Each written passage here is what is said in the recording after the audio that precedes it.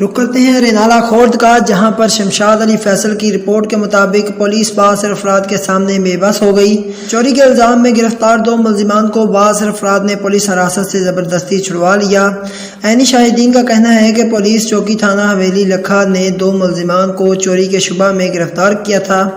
بااثر افراد نے مشتبہ افراد کو پولیس وین سے زبردستی اتار لیا۔ واقعہ کی فوٹیج ایلیٹ نیوز نے حاصل کر لی ہے۔ فوٹیج میں پولیس وین سے ملزمان کو زبردستی اتارتے ہوئے واضح طور پر دیکھا جا سکتا ہے۔ بااثر افراد کے سامنے پولیس بالکل بے بس دکھائی دے رہی ہے۔